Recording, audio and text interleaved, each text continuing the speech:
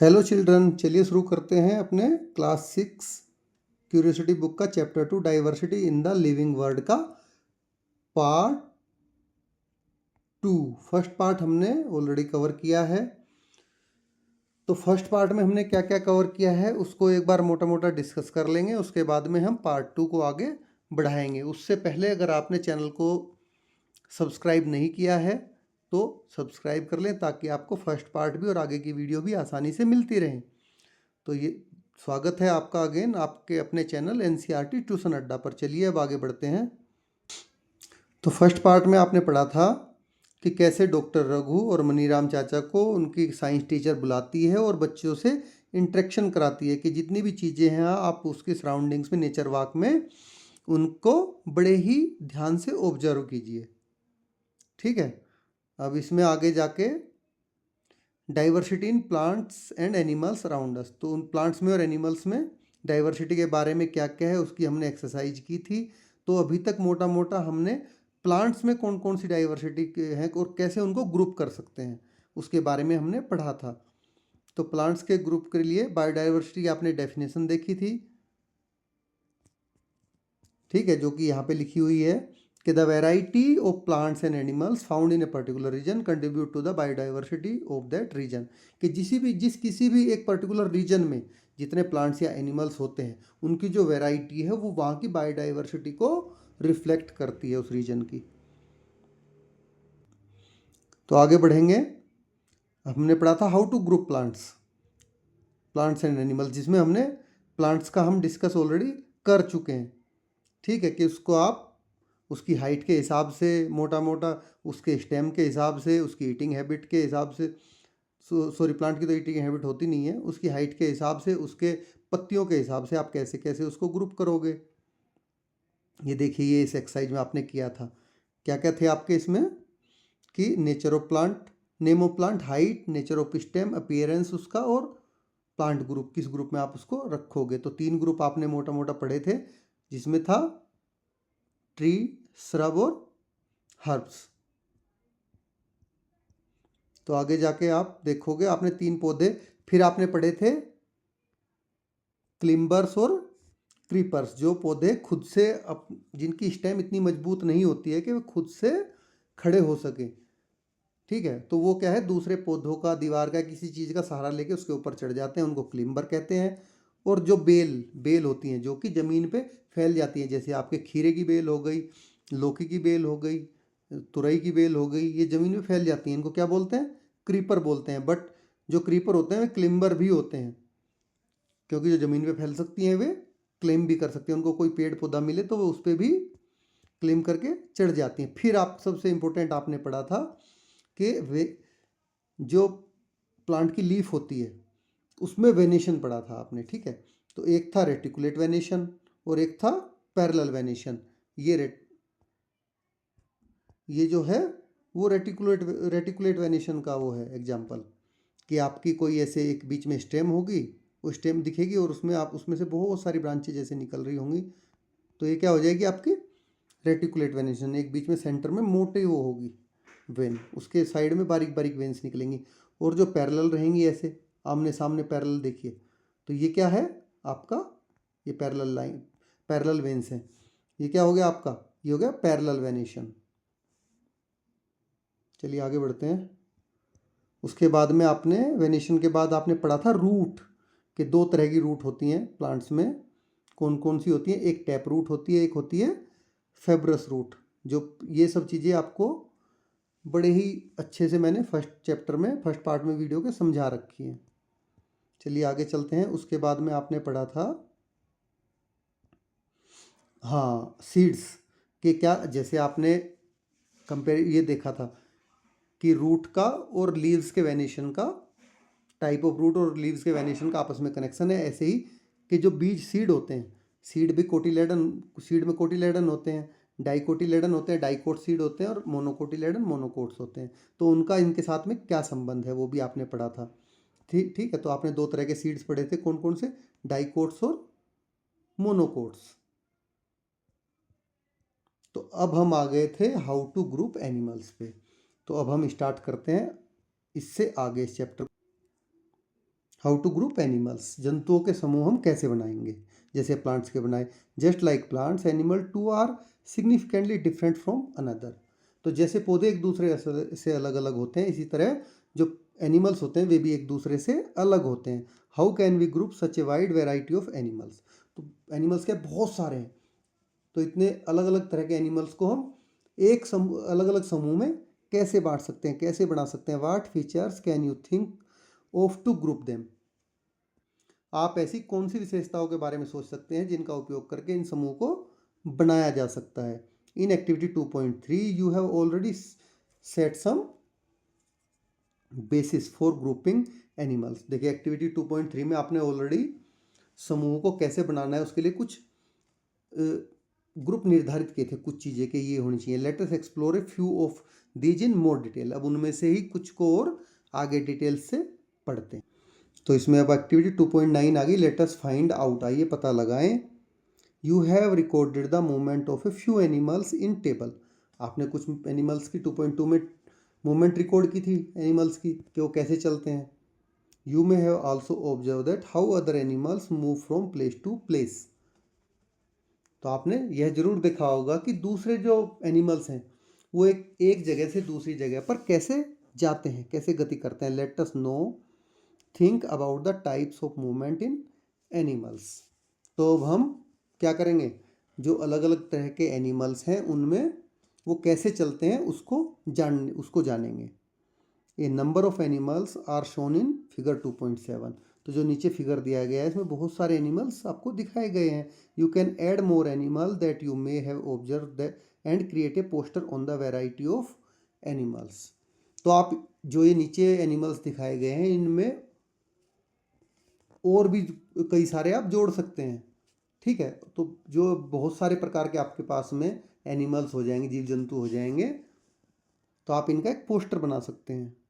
Which body parts are use by animals in poster you created and those in figure 2.7 for movement. अब देखिए एक poster आपने बनाया, एक पोस्टर नीचे 2.7 फिगर में दिया गया है, तो इन दोनों में से जो आपने एनिमल्स बनाए हैं वो अपने शरीर की गति, शरीर का मूवमेंट किस तरह से, किस अंग से करते हैं, किस अंग का उपयोग करके करते हैं, वो चीज़ें आपको मॉनिटर करना है। अब देखेंगे तो यहाँ पे देखिए जैसे इसके कितने सारे पैर हैं, ये अपने पंखों का यूज कर रही है, ये अपने स्किन का यूज कर रहा है, ये चींटी के पैर, ये भी अपने पैर से चल रही है, ये अपने पंखों से चल रही है, ये पैरों से जंप कर रहा है, चल नहीं रहा, ये धीरे धीरे पैरों से चलता है, ये भी ऐसे ही अपने स्किन से, और ये क्या स्विम कर रही है फिश, और ये दोनों काम कर सकता है, स्विम भी कर सकता है और चल भी सकता है मेंढक, मतलब जमीन लैंड और इस पर दोनों जगह रह सकता है, ये भी ऐसी है टर्टल भी। तो ये आपको आगे चलिए आगे बढ़ते हैं कि इनको कैसे अब हम ग्रुपिंग करेंगे अलग अलग इनकी।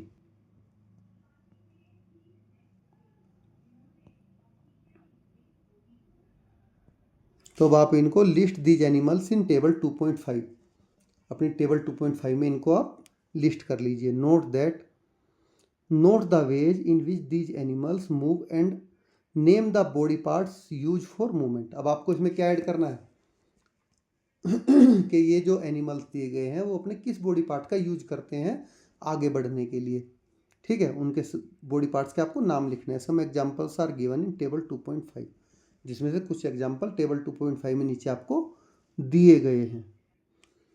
तो नेम द एनिमल्स हो गया, टाइप ऑफ मूवमेंट हो गई, और बॉडी पार्ट्स हो गए जिससे वे मूवमेंट करते हैं। जैसे आंट है, ये लेग होता है इसके, तो ये क्या करती है, ये भी वॉक करती है आंट भी, ठीक है। गोट वॉक भी करती है, जंप भी करती है, इसके भी लेग हैं। पिजन वॉक भी करता है, फ्लाई भी करता है, लेग भी, विंग भी, दोनों चीज़ें हैं। ऐसे ही हाउस फ्लाई क्या है। तो ये और चीज़ें जो आपको टेबल में दी गई है इसको आप बनाइए पूरी को, और उन सबको इसमें इंक्लूड करिए, जितने भी ऊपर उसमें दिखाए गए हैं। आपने कुछ और ज़्यादा बनाए हों अपनी पिक्चर में तो उसको, तो what conclusion can you drawn from the data in table 2.5। तो अब जो आपने इसमें 2.5 में पूरी जानकारी इकट्ठा की है, इससे आप किस कंक्लूजन पे पहुंचे हो, चलिए उसको जानते हैं। Now the different animals have different type of movement. तो अलग अलग जो एनिमल्स हैं उनकी अलग अलग तरह की मूवमेंट होती है। Animals can fly, run, crawl, walk, hope और जंप एंड सो ऑन। तो एनिमल्स क्या क्या कर सकते हैं, वे उड़ भी सकते हैं, दौड़ भी सकते हैं, रेंग के भी चल सकते हैं और चल भी सकते हैं, कूद फांद भी कर सकते हैं। They use different body parts for moving from one place to another. वे एक जगह से दूसरी जगह जाने के लिए क्या ही अपने बॉडी पार्ट्स का, किस बॉडी पार्ट का इस्तेमाल करते हैं, अलग अलग मतलब डिफरेंट टाइप्स के बॉडी पार्ट्स का वे यूज करते हैं, उपयोग करते हैं। They may use wings, legs and other parts that help them to move. तो वे किस किस को, अपने विंग्स का यूज करते हैं, अपने लेग्स का यूज करते हैं, या बॉडी का कोई और पार्ट यूज करते हैं मूव करने के लिए। Here we have identified animals based on the type of movement and the body parts use for movement. तो देखिए यहाँ पर हमने जो किया है कि वो किस तरह से चलते हैं और किस अंग से चलते हैं, ठीक है, उसके आधार पर आपने एक इनको आइडेंटिफाई करेंगे हम। तो how can we group animals based on their movements. तो हम जंतुओं को उनकी मूवमेंट के आधार पर एनिमल्स को समूह में कैसे बांट सकते हैं। एडिशनली, इसके अतिरिक्त, many animals differ from each other in shape, size, structure, colour and other features. तो इसके अलावा भी जो एनिमल्स होते हैं उनकी शेप अलग होती है, उनके साइज अलग होते हैं, उनके कलर अलग होते हैं, उनके स्ट्रक्चर अलग होते हैं, और भी बहुत सारे ऐसे फीचर हैं जो उनमें अलग अलग होते हैं। Some of these features can also be used to group animals in various ways. तो इनमें से बहुत सारे जो इनके फीचर हैं उनको हम यूज कर सकते हैं इन एनिमल्स को अलग अलग ग्रुप में डिवाइड करने के लिए। Like plants, grouping of animals is important for understanding their diversity. तो सेम प्लांट की तरह ही जो आप एनिमल्स को ग्रुप बनाओगे वो उनकी डाइवर्सिटी को समझने में के लिए बहुत ही इम्पोर्टेंट है, महत्वपूर्ण है। Know a scientist. तो वैज्ञानिक से आपका परिचय कराया जा रहा है जो कि जानकी अम्मल थी। जानकी अम्माल 1897 से 1984 तक थी वो। ये इनका बोर्न डेट है, ये इनकी स्वर्गवास की तिथि है। Was an Indian botanist dedicated to environmental work and help to document and preserve Indians rich plant diversity, biodiversity. देखिए बोटनिस्ट कौन होता है, वो होता है वनस्पति शास्त्री, जो कि वनस्पति क्या होती है, पेड़ पौधे, इनके बारे में अध्ययन करता है। कोई अध्ययन करता है, नया कोई आविष्कार करता है, कोई नई चीज़ें खोजता है, वो होता है वनस्पति शास्त्री। तो ये क्या थी, जानकी अम्माल एक भारतीय वनस्पति शास्त्री थी, बोटनिस्ट थी, जो कि पर्यावरण संबंधी कार्यों के प्रति समर्पित थी, ठीक है।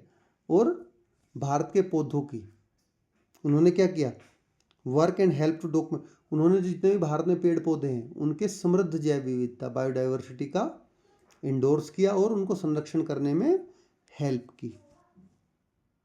सी played a key role in the save Silent Valley movement. इसको आप नेक्स्ट क्लास में पढ़ेंगे कि साइलेंट वैली बचाओ आंदोलन किसने किया, कब किया और कहाँ का ये है। तो उसमें इनका मेन रोल था। As the head of Botanical Survey of India, she initiated programmes to document the plant diversity of India. तो भारत में एज ए बोटनिकल, ये बोटनिकल सर्वे ऑफ इंडिया की हेड थी, उसकी प्रमुख हेड रहते हुए इन्होंने भारत में पौधों की कितनी डाइवर्सिटी है उसको लिखवाया, सब जगह पूरा प्रलेखीकरण किया उसका, ठीक है, डॉक्यूमेंटेशन किया उसका, और क्या किया, अलग अलग तरह के कार्यक्रमों की शुरुआत की, प्रोग्राम्स की, जिससे कि भारत की बायोडाइवर्सिटी को लोग इन वर्ल्ड में पहचान मिले, पता चले कि यहाँ पे कितना डाइवर्स है। तो पढ़ते हैं success story of save Silent Valley movement. अब सफलता की कहानी पढ़ते हैं हम कि साइलेंट वैली बचाओ आंदोलन की सफलता की स्टोरी क्या थी। This is a real story of a forest in the Palakkad district of Kerala. तो केरल में एक पलक्कड़ डिस्ट्रिक्ट है, उसकी ये जंगल की रियल स्टोरी है, वास्तविक कहानी है। It is about preserving untouched beauty of a most evergreen forest and it's rich biodiversity. तो ये क्या है, ये जो वहाँ पे मोस्ट एवरग्रीन, मोस्ट मतलब आर्द्र नमी वाले सदाबहार जंगल है, एवरग्रीन मतलब सदाबहार जंगल थे, और जो अपनी बायोडाइवर्सिटी में बहुत रिच थे, उनको बचाने के विषय में है पूरे का पूरा ये आंदोलन। The now famous Silent Valley was saved by a remarkable movement led by common people who were not even residing in the vicinity of the forest. तो जो ये साइलेंट वैली बचाओ आंदोलन चला था, ठीक है, ये उन आमजनों द्वारा चलाए गए एक अद्वितीय आंदोलन द्वारा बचाया गया। जो साइलेंट वैली थी, ये मतलब जो वहाँ के लोग आमजन थे, उन्होंने ये आंदोलन चलाया जो उस जंगल के पास रहते भी नहीं थे, ठीक है, तब भी उन्होंने इसमें बहुत ज़्यादा अपना योगदान दिया इसको बचाने के लिए। तो ये नहीं कि जो वहाँ लोग रह रहे थे वही इसमें पार्टिसिपेट की, नहीं, जो वहाँ रह नहीं रहे थे, even residing in the were not residing in the vicinity of forest, जो उसके पास भी नहीं रह रहे थे, उन्होंने भी इसमें महत्वपूर्ण योगदान दिया इसको बचाने में। The battle against the proposal of a hydro electric dam across the Kunthipuzha river persisted for 10 years. तो ये जो संघर्ष था लोगों का, तो वो किसके रिगार्डिंग में था, कहाँ से बचा रहे थे साइलेंट वैली को, ये कि वहाँ पे एक कुंथीपुझा नदी है, कुंथीपुड़ा नदी में, नदी के ऊपर एक हाइड्रो इलेक्ट्रिक बनाने के लिए बांध बनाना था, ठीक है। तो बांध के अपोज में लोगों ने आंदोलन किया था, और ये 10 वर्षों तक चलता रहा, 10 ईयर्स तक, कि हम यहाँ बांध नहीं बनने देंगे। बांध बनने से क्या होगा कि पीछे के एरिया में, जो साइलेंट वैली का एरिया है, वहाँ पे पानी भर जाएगा पूरे में, और पानी भरने से वहाँ के जो पेड़ पौधे या फिर एनिमल्स हैं वो सब ख़त्म हो जाएंगे, और जो आसपास के गांव है वे भी, उनको भी हार्म होगा। तो इसलिए ये था। तो ये 10 साल तक चलता रहा। At that time people use all possible available means such as widespread awareness programs, letter to editors, article in newspaper, seminars and petitions and appeals in court। तो उस समय के लोगों ने इसको बहुत लोगों में फैलाने के लिए जागरूकता कार्यक्रम चलाए, बहुत सारे व्यापक रूप से फैलाने के लिए संपादक को पत्र लिखे, समाचार पत्रों में इसके बारे में लेख निकलवाए, और सेमिनार की, और अंत में उन्होंने क्या किया कि कोर्ट में जाके अपील की, याचिकाएं, पिटिशंस डाली और अपील की। तो बहुत सारे काम उन्होंने किए इसको बचाने के लिए। तो the movement was successful in saving the silent valley. तो उनके इस बहुत सारे भरसक प्रयासों से अंततः जो साइलेंट वैली है वो उसको बचाने में सफल रहे, और जो डैम प्रपोज किया गया था कुंथीपुझा नदी पर, उसको गवर्नमेंट ने वापस ले लिया उस अपने निर्णय को, कि ठीक है भाई, हम यहाँ पे डैम नहीं बनाएंगे हाइड्रो इलेक्ट्रिक पावर के लिए। Know plants and animals in different surroundings. तो विभिन्न परिवेश में पौधे और जंतु कैसे रहते हैं अपने विभिन्न सराउंडिंग्स में। You might have observe during nature walks that different animals live in different surroundings. तो आप जब सुबह सैर कर रहे थे तो आपने देखा होगा कि बहुत सारे अलग डिफरेंट टाइप्स के एनिमल्स अपने डिफरेंट जगहों पर रहते हैं, डिफरेंट सराउंडिंग्स में। You have also recorded movement of animals in table 2.5। तो आपने जो तालिका बनाई है, ऊपर टेबल बनाई 2.5, उसमें आपने जीव जंतुओं की गति को भी रिकॉर्ड किया है। Does the movement of these animals depend upon their surroundings. तो क्या जो इनके ये चलने का तरीका है, मूवमेंट है, वो उनके सराउंडिंग पे डिपेंड करता है, निर्भर करता है क्या। Let us consider fish and goat as example. अब हम क्या करते हैं, एक फिश का और एक गोट का एग्जाम्पल ले लेते हैं। तो फिश लिव्स इन वाटर। मछली कहाँ पे रहती है, पानी में रहती है। They have streamline bodies and fins for movement in water. तो उनकी क्या होती है, स्ट्रीमलाइन मतलब धारा रेखित, जिस पे जैसे देखो जैसे लाइनें से बनी हुई हैं इस पे, तो इस तरह की उनकी बॉडी होती है, और शरीर पर फिन होते हैं मूव करने के लिए। Goat live in grassy area and move with the help of legs. तो जो बकरी होती है वो कहाँ पे रहती है, गोट घास वाले एरिया में रहती है, जहाँ पे घास होती है, और अपने पैरों से चलती है। The size and shape of animals also differ from one another. तो इनके जो आकार हैं, साइज हैं और शेप है वो भी एक दूसरे से अलग अलग होते हैं। ये देखिए यहाँ पे दिखाया गया है, ये इसकी फिन्स होती हैं जिनसे वो मूव करती है, और बकरी काहे से, उसके लेग होते हैं गोट के, इनसे मूव करती है। तो चलिए अब activity 2.10 let us compare and analyse, तुलना करें और इसका हम विश्लेषण करें, एनालाइज करें। Look at the table 2.6, recreate a similar table on the black board. अब इस तरह की जैसी आपकी 2.6 की टेबल है नीचे दी गई, इसी तरह की टेबल आप अपने बोर्ड पे बनाइए। List the name of plants and animals you or your classmates have observe in the regions given in the table or already about know about. तो अब आपको इस पर करना क्या है कि उन प्लांट्स की और उन एनिमल्स के नाम की टेबल बनानी है जिनको आपने या आपके क्लासमेट्स ने कहीं जगह पर देखा हो, ठीक है, या फिर आप उनके बारे में जानते हो। A few examples are given, you can add more. तो आपको यहाँ पर कुछ एग्जाम्पल दिए गए हैं और इनमें आप और एग्जाम्पल्स भी जोड़ सकते हैं। चलिए इसको देखते हैं। Animals and plants found in different surroundings. तो सबसे पहले आपने डेजर्ट लिखा, माउंटेन लिखा, ओशियन लिखा, फॉरेस्ट लिखा और अदर रीजन कि इसके अलावा भी आपको कोई लगता है कि योर रीजन में कोई रहता है जो आपने देखा हो या सुना हो। तो जैसे कैमल कहाँ रहता है, डेजर्ट में रहता है। और ये माउंटेन में कौन रहता है, देवदार, माउंटेन में देवदार ट्री होता है। ओशन में फिश होती है, फॉरेस्ट में लोयन होता है। तो इसी तरह से आपको ये टेबल पूरी बनानी है ब्लैक बोर्ड पे या अपनी नोटबुक में, और इसको आगे बढ़ाना है आपको, ठीक है। और ऐसे ही किसी प्लांट्स के या एनिमल्स के बारे में डिफरेंट टाइप्स के, और अगर आपको इसके अलावा कोई और आप ग्रुप जानते हो कि इसके अलावा भी कोई रीजन बाकी रह गया, तो आप उसको इसमें ऐड कर सकते हैं। Now, what are your observations regarding plants and animals found in various regions? अब जो आपने अलग अलग क्षेत्रों में, वेरियस रीजन्स में पाए जाने वाले प्लांट्स और एनिमल्स के संबंध में आपकी क्या ऑब्जर्वेशंस हैं।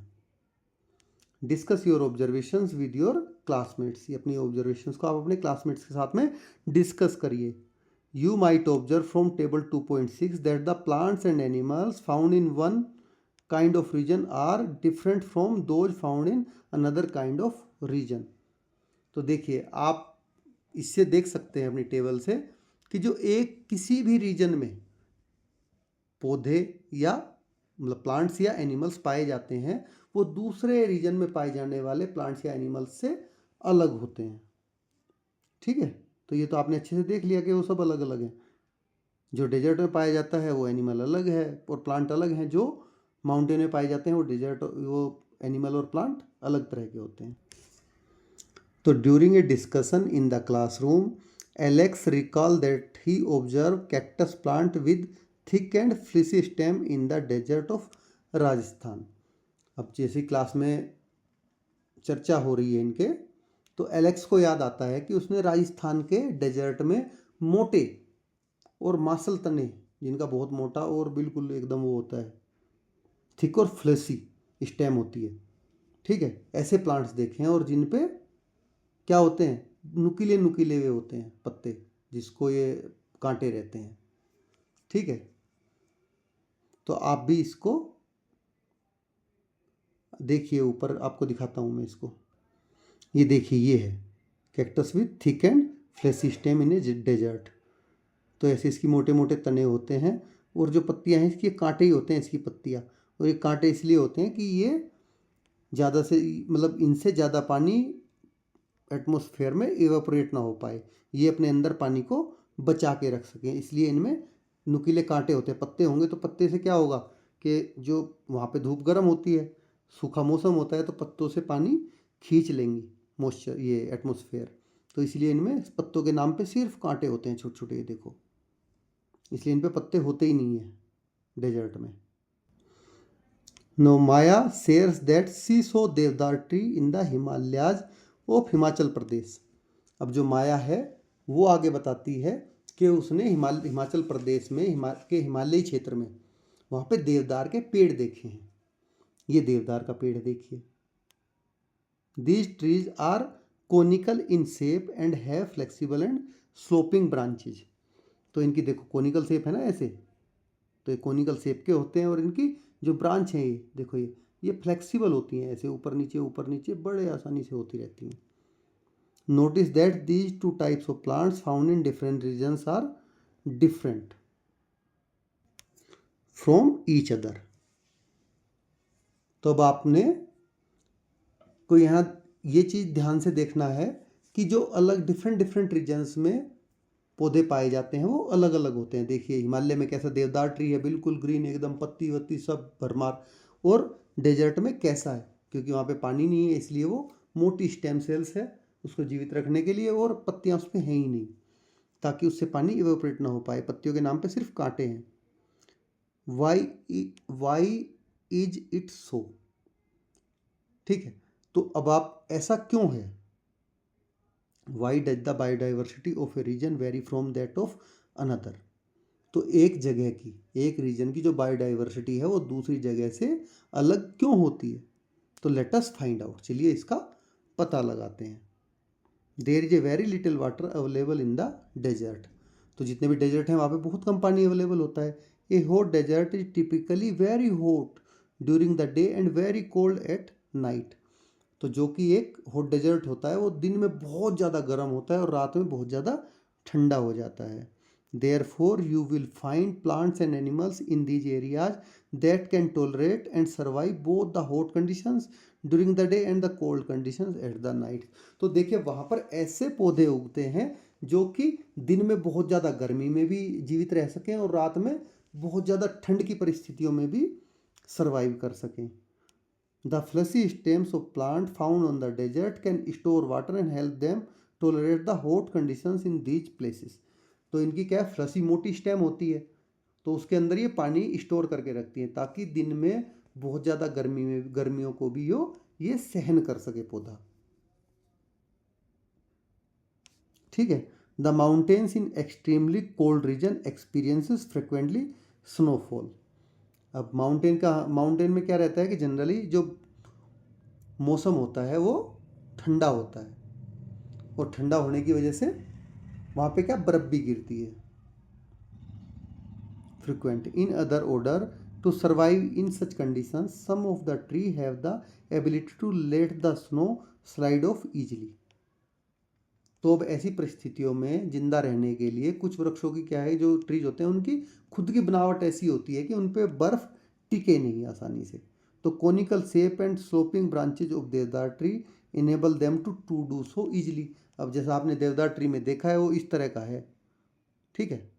तो इस पे ऊपर से बर्फ़ पड़ी यहाँ से और बर्फ़ पड़ के वो साइड में को स्लोप होके नीचे आ जाएगी, इस पर टिकेगी नहीं तो अगर इस पर बर्फ़ टिक गई तो ये इसको बर्फ़ ठंड से जमा देगी और फिर ये मर जाएगा ट्री। तो हर जगह इसीलिए देखिए जीवित रहने के लिए प्लांट्स ने अपने अपने अलग अलग तरह का रूप लिए रहते हैं कि वो उस वहाँ की एटमॉस्फेरिक कंडीशंस में सर्वाइव कर सकें। तो you must have understood by the now that the biodiversity varies from region to region because of diverse conditions. तो अब आपको समझ में आ गया होगा कि अलग अलग जगहों पर जो बायोडाइवर्सिटी है वो वहाँ की कंडीशंस के हिसाब से अलग अलग होती है। Look at the image of the camel from the hot desert of Rajasthan. देखिए यहाँ पे आप, ये कैमल है जो कि राजस्थान के हॉट डेजर्ट का है, इसको आप ध्यान से देखिए। And a camel from the cold desert of Ladakh. Ladakh है ना हमारा, लद्दाख में कोल्ड डेजर्ट है, ये वहाँ का कैमल है। तो what are the differences you observe between them. तो इन दोनों में आपको क्या डिफरेंसेस दिख रहे हैं, देखिए बड़े ध्यान से कि इसके बड़ी बड़ी फर हैं इस कैमल के, जबकि इसके बाल नहीं हैं। इसके बाल होंगे, फर होंगे तो इसको बहुत गर्मी लगेगी और इसको ये ठंड से बचाने में हेल्प करते हैं। इसके पैर क्या हैं, बड़े बड़े हैं और इसके पैर छोटे हैं। क्यों, क्योंकि पहाड़ों में छोटे पैरों से आसानी से चला जा सकता है, बड़े पैरों से थक जाएगा। और रेत में चलने के लिए डेजर्ट में बड़े बड़े चौड़े पैर चाहिए, ठीक है, ताकि वो उन पे आराम से टिक जाए, रेत में धंसे नहीं डेजर्ट में, ठीक है। इसके खुर जो हैं ये छोटे होते हैं, इसके खुर चौड़े चौड़े होते हैं। तो ये कई सारे इसके डिफरेंसेस है जो आप आगे पढ़ोगे। तो what advantages do the differences provide to these camels. अब जो इनमें ये अंतर हैं ये उनको कैसे लाभ पहुंचाते हैं दोनों कैमल्स को, देखिए ये अब समझेंगे हम। The camel of the hot desert has long legs with wide hooves. तो जो डेजर्ट में रहने वाला कैमल है उसके क्या होती है, पैर लंबे होते हैं और बहुत चौड़े, हूज कहते हैं खुर, बहुत चौड़े उसके खुर होते हैं, जो कि ये खुर नीचे के पैर का हिस्सा। Alex share that his grandmother told him that the long legs and wide hooves help these camels to walk on the sandy desert without sinking into the sand. जैसा कि मैंने बताया कि एलेक्स की दादी ने उसको बताया था कि जो ऊँट के लंबे पैर होते हैं और चौड़े खुर होते हैं वो ऊँट को रेतीले मरुस्थल की रेत में बिना धंसे चलने में हेल्प करते हैं। On the other hand the height and legs of camels of a cold desert are comparatively shorter than those found in a hot desert. तो अब इसके जो पैरों का साइज है और खुर हैं वे क्या है, छोटे हैं हॉट डेजर्ट में, कोल्ड डेजर्ट के कैमल के, हॉट डेजर्ट में पाए जाने वाले कैमल से। These short leg allow them to walk easily in mountain regions. तो छोटे छोटे पैरों से क्या है वो माउंटेन में उनको चलने में आसानी होती है। इन desserts food is not available easily. देखिए जो डेजर्ट होते हैं उनमें भोजन आसानी से मिलता नहीं है। Camel store food in their humps. तो कैमल क्या करते हैं, अपने खाने को अपने कुबड़, हम्प होता है उनका कुबड़, उसमें सेव करके स्टोर करके रखते हैं। Camels found in the hot desert have one hump each that help them to survive during the scarcity of food. तो जो हॉट डेजर्ट में कैमल पाया जाता है उसके क्या होता है, एक हम्प होता है। जब खाने की कमी होती है, स्कार्सिटी होती है, कमी, तो उस टाइम में उसको सर्वाइव, जिंदा रहने के लिए। And camel found in the cold desert have 2 humps each. जबकि जो कोल्ड डेजर्ट में कैमल होते हैं उनके कितने हम्प होते हैं, 2 हम्प होते हैं। These 2 humps shrink in late winters because there is not much food available in the cold desert and they have to use food store in their humps during that time. तो जब सर्दियों के जाड़ों के दिन आते हैं, सर्दियों का अंत आता है, उन दिनों में क्या होता है कि जो इसके दोनों कुबड़ हैं, दोनों हम्प है, वे छोटे हो जाते हैं, क्योंकि ठंडे मरुस्थल में अधिक भोजन उपलब्ध नहीं होता है और उस समय उन्हें जो कुबड़ में उनके भोजन रहता है, स्टोर रहता है, उसको वो खा खा के ख़त्म कर चुके होते हैं तब तक लगभग। ठीक है, तो इसलिए हम क्या घटते घटते घटते घटते घटते जब तक सर्दियाँ ख़त्म होने को होती हैं ये बहुत छोटे हो जाते हैं। Moreover they grow long hair from head to neck which help them survive the cold winters of Ladakh. जैसा कि मैंने बताया उनके सिर से लेकर गर्दन के निचले भाग तक बहुत लंबे लंबे बाल होते हैं जो लद्दाख के बर्फीले मौसम में उनको जीवित रहने में मदद करते हैं, हेल्प करते हैं। What other features can help camels to survive in the desert. तो जो डेजर्ट में रहते हैं ऊँट, हॉट डेजर्ट में, उनको जीवित रहने में और कौन कौन सी फीचर्स हेल्प कर सकते हैं। Now other students also start sharing their observations. अब जो आपके कक्षा के और दूसरे स्टूडेंट्स हैं वे भी उन्होंने भी अपनी शेयरिंग, जो ऑब्जर्वेशन है उनको शेयर करना स्टार्ट किया। Kashi from Rajasthan says that camel excrete small amount of urine, their dung is dry and they do not sweat. अब वो क्या कह रहा है, जो काशी है वो राजस्थान की रहने वाली है, तो वो क्या बोल रही है कि ऊँट बहुत कम मात्रा में टॉयलेट करते हैं और उनका जो गोबर होता है, डंग होता है, वो सूखा होता है और उन्हें पसीना भी नहीं आता है। As camel do not lose much water from their bodies they can survive for many days without drinking water. तो देखिए वे अपने पानी से बहुत कम, अपनी बॉडी से वाटर को बहुत कम वाटर लूज करते हैं। ठीक है, तो इसलिए वो क्या कर सकते हैं, बहुत लंबे टाइम तक बिना पानी पिए सर्वाइव कर सकते हैं। Maya talks about seeing plants with beautiful bright flowers rhododendrons in the shola forest of Nilgiris. अब जो माया है वो जो नीलगिरी है, नीलगिरी में 16 वन में वहाँ पे लाल कलर के फूल वाला रोडोडेंड्रोन पाया जाता है, उसके बारे में वो बता रही है उन्हें। ठीक है, here rhododendrons are of shorter height and have smaller leaves to survive through the heavy winds on mountain tops. तो वो बता रही है कि जो ये रोडोडेंड्रोन होता है उसकी हाइट कम होती है और उसके जो पत्ते होते हैं वे भी छोटे होते हैं, ताकि वे जो पहाड़ की चोटियों पर तेज हवाएं चलती है ना, वहाँ पे आसानी से जिंदा रह सकें, सरवाइव कर सकें वहाँ पे। ठीक है, नीचे आपको इमेज में रोडोडेंड्रोन का दिखाया गया है, चलिए उसको भी देखेंगे। However Pema who is from Sikkim mention that she has observe rhododendron in the nearly mountains to be taller. अब पेमा बोल रही है जो कि सिक्किम स्टेट की है। सिक्किम स्टेट हमारे ईस्टर्न में पड़ता है इंडिया के, और जो ये नीलगिरी पहाड़ियाँ ये हमारे साउथ मोस्ट में है, सदर्न एरिया में है। ये आपकी पड़ती हैं तमिलनाडु में और केरल में। तो अब उनको पेमा बोल रही है कि जो सिक्किम में हमारे यहाँ जो होते हैं रोडोडेंड्रॉन्स के ट्री, वो लंबे होते हैं। So even plants such as rhododendrons may exhibit different features in different regions to survive the conditions of those regions। तो अब आप देखो, जैसे अलग जो एनिमल्स होते हैं वो अलग अलग तरह के होते हैं। सेम ही एनिमल दो अलग जगह पे अलग अलग तरह का होता है। ऐसे ही प्लांट्स भी, सेम प्लांट दो अलग अलग जगह पे अलग अलग तरह के होते हैं। जैसे कि आपने नीलगिरी में रोडोडेंड्रोन देखा, वो क्या है, स्मॉल है, छोटा है हाइट में, और उसकी पत्तियां भी छोटी हैं। लेकिन जो पेमा बता रही है कि सिक्किम में जो रोडोडेंड्रोन होता है वो लंबा होता है, ऊंचा होता है काफ़ी। अब ये देखिए, ये रोडोडेंड्रोन का ट्री है। अगर आपने किसी ने नहीं देखा है तो एक बार जब कभी आप घूमने जाओ ज़रूर देखना।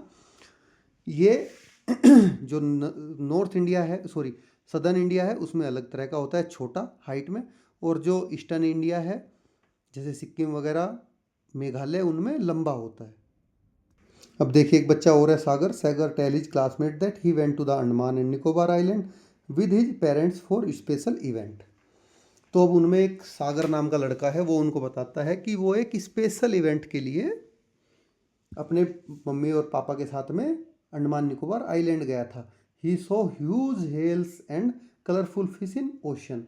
तो उसने वहाँ पे क्या देखी, बहुत बड़ी बड़ी वेल और रंगीन कलरफुल मछलियाँ देखी। His father explain that the streamline body of fish help them to swim in water. अब जो उसके पापा है वो बता रहे हैं कि जो इनकी स्ट्रीमलाइन बॉडी, धारा रेखित शरीर होता है, वही जल में इनको तैरने में मदद करता है। We have learned that the plants and animals living in a particular region have special features that make them fit to survive there। तो हमने अभी तक क्या सीखा कि किसी भी पर्टिकुलर एरिया में जो प्लांट्स या एनिमल्स पाए जाते हैं वे अपनी अलग तरह की विशेषताएं उनकी होती हैं, जिससे कि वे उनकी स्पेशलिटीज, उनको स्पेशल फीचर होते हैं, वे उनको वहाँ पे जिंदा रहने के लिए ज़रूरी होते हैं। ठीक है, वही उनके हेल्प करते हैं, जो उनके स्पेशल फीचर्स हैं स्पेशल रीजन में। The special features that enable plants and animals to survive in a particular region are called adaptations. ठीक है, तो जो ये अलग अलग तरह के उनके फीचर्स हैं जो वहाँ पे उनको जीवित रहने में मदद कर रहे हैं या उनको वहाँ पर जीवित रहने में सक्षम बना रहे हैं, तो उसको क्या बोलते हैं, एडेप्टेशन बोलते हैं। हिंदी में बोलते हैं इसको अनुकूलन, तो वो उसको एडेप्टेशन कहते हैं। समझ में आ गया एडेप्टेशन क्या होती है, कि वे फीचर जो किसी भी प्लांट या एनिमल को किसी पर्टिकुलर रीजन में रहने के लिए उसको क्या करते हैं, इनेबल, सक्षम बनाते हैं, इनेबल करते हैं। The shape of the deodar tree and the height of the rhododendron are adaptations that enable them to survive in the mountain regions. तो जो देवदार का पेड़ का आपने आकार देखा या फिर रोडोडेंड्रोन की हाइट देखी, तो वो ऐसे एडेप्टेशंस के एग्जाम्पल हैं जो उन्हें माउंटेन रीजन में जीवित रहने में, सर्वाइव करने में सक्षम बनाते हैं, इनेबल करते हैं। The place where plants and animals live is called their habitat. और वह जगह या वो स्थान जहाँ पर प्लांट और एनिमल्स रहते हैं वो उनका क्या होता है, हैबिटेट कहलाता है, यानी कि उनका आवास। For example the habitat of sea turtle is sea और द ओशियन। तो जैसे समुद्री कछुओं का आवास क्या होता है, या तो समुद्र होता है या महासागर होते हैं। तो सी क्या होता है, समुद्र होता है, ओशियन क्या होते हैं, महासागर होते हैं। The habitat of a camel is the hot और cold desert and the habitat of a rhododendron is the mountains. तो यहाँ पे कैमल का हैबिटेट क्या होता है, या तो हॉट डेजर्ट या कोल्ड डेजर्ट होता है उसका आवास, या फिर रोडोडेंड्रोन ट्री का हैबिटेट क्या होता है, केवल माउंटेन्स होते हैं, उसकी वैरायटी वहाँ पे चेंज हो जाती है, कहीं पे बड़ा होता है कहीं छोटा। The habitat of plants and animals provide them food, water, air, shelter and the other needs for their survival. अब जो उनका प्लांट्स और एनिमल्स का जो हैबिटेट होता है वही उन्हें जीवित रहने के लिए फूड, वाटर, एयर या फिर शेल्टर प्रोवाइड कराता है उनके सर्वाइवल के लिए। Many types of plants and animals में शेयर द सेम हैबिटेट। अब देखिए बहुत सारे जो प्लांट्स और एनिमल होते हैं वो एक ही आवास में रह सकते हैं, एक ही हैबिटेट में। तो habitat plays an important role in shaping the biodiversity of a region. तो इस तरह से जो हैबिटेट होता है, आवास होता है किसी भी एरिया का, उसकी जैव विविधता को, बायोडाइवर्सिटी को बनाने में उसकी महत्वपूर्ण भूमिका होती है। नव नो ए साइंटिस्ट, चलिए एक वैज्ञानिक को जानते हैं। Salim Ali travelled across India to observe diversity in birds. तो सलीम अली हैं, इन्होंने बर्ड्स में डाइवर्सिटी को जानने के लिए पूरे इंडिया में ट्रेवल किया, यात्रा की। He prepared a list of birds and documented their travel routes and habitats. तो इसमें उन्होंने क्या किया, जितने भी पक्षी थे, जितने भी बर्ड्स थे, उनकी एक लिस्ट बनाई और उनके यात्रा मार्ग और आवासों को भी, हैबिटेट्स को भी लिखा उसमें। He recorded the region with high diversity of birds and took measures to conserve these regions. तो इसमें उन्होंने क्या किया, जहाँ पर बर्ड्स की ज़्यादा डाइवर्सिटी है, ज़्यादा वेराइटीज हैं, उन उन रीजन्स को अंडरलाइन मार्क किया, ठीक है, और उन रीजन्स को कंजर्व होता है संरक्षण करने के उपाय किए कि यहाँ पे ज़्यादा बायोडाइवर्सिटी है तो इनको हमें कंजर्व करना चाहिए। तो Keoladeo national park in Bharatpur Rajasthan and Ranganathittu bird sanctuary in Mandya Karnataka are example of regions he preserve. तो उन्होंने जो 2 एग्जाम्पल वहाँ पे एयर मार्क किए वो केवलादेव था, केवलादेव नेशनल पार्क में, ठीक है। 10 बुक की एक सीरीज पूरी की पूरी लिखी है इस पर कि कौन कौन से कहाँ पे रहते हैं, कैसे वो, क्या वो खाते हैं, क्या वो करते हैं, कैसी उनकी, वो सब बहुत सारी चीज़ें इसमें उन्होंने उनके बारे में लिखी हुई है। He is referred to an birdsman of India. He was awarded Padma Vibhushan in 1976। तो इसको भारत का पक्षी पुरुष बोला जाता है, बर्डमैन ऑफ इंडिया बोला जाता है, ठीक है। तो उनका योगदान के लिए उनको 1976 में पद्म विभूषण से सम्मानित किया गया था। ये अवार्ड्स आप बाद में जानोगे कि पद्म विभूषण, पद्मश्री, पद्म भूषण ये क्या क्या होते हैं, वो आप आगे बड़ी क्लासेस में पता चलेगा आपको। ये हमारे नेशनल अवार्ड्स हैं। Know what are the different ways in which you can group plants and animals based on their habitats. अब वे कौन कौन से अलग अलग तरीके हैं जिनकी मदद से आप प्लांट्स को और एनिमल्स को उनके हैबिटेट के आधार पर भी अलग अलग ग्रुप में डिवाइड कर सकते हो। One way is to group them into those that live on land and those live on water. तो एक तरीका तो ये हो सकता है कि आप जो लैंड पे रहते हैं उनको अलग करो और जो वाटर में रहते हैं उनको अलग करो। तो ये हैबिटेट अलग अलग से हो गए। The plant and animals that live on the land are said to be live in terrestrial habitats. अब देखिए, जो लैंड पर रहने वाले प्लांट या एनिमल हैं उनको क्या बोलते हैं, टेरेस्ट्रियल हैबिटेट बोलते हैं उनके घर को। Some example of terrestrial habitat are forest, desert, grassland and mountains. तो टेरेस्ट्रियल हैबिटेट जिसको बोलते हैं थलीय आवास, इसके कुछ एग्जाम्पल क्या हैं, घास के मैदान हैं, फॉरेस्ट हैं, डेजर्ट हैं और माउंटेन एरियाज हैं, माउंटेन्स हैं। The plants and animals that live in water are said to live in aquatic habitats. अब इसी तरह जो जल में रहने वाले प्लांट्स या एनिमल्स हैं उनको क्या बोलते हैं, जलीय आवास या एक्वेटिक हैबिटेट बोलते हैं। Some example of aquatic habitats are pond, lake, rivers and oceans, जैसा कि आप सब जानते हैं। तो एक्वेटिक हैबिटेट कौन कौन से हैं, पॉन्ड्स होती हैं, लेक्स होती हैं, रिवर्स और ओशंस होते हैं।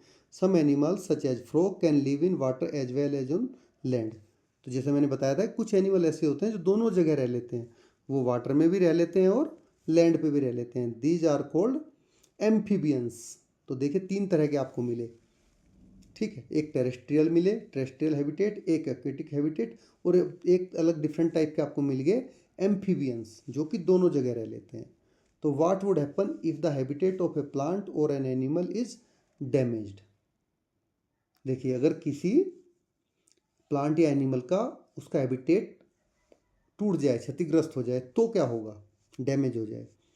What would happen if a goat does not get grass to eat. अगर किसी बकरी को खाने के लिए घास नहीं मिलेगी तो क्या होगा।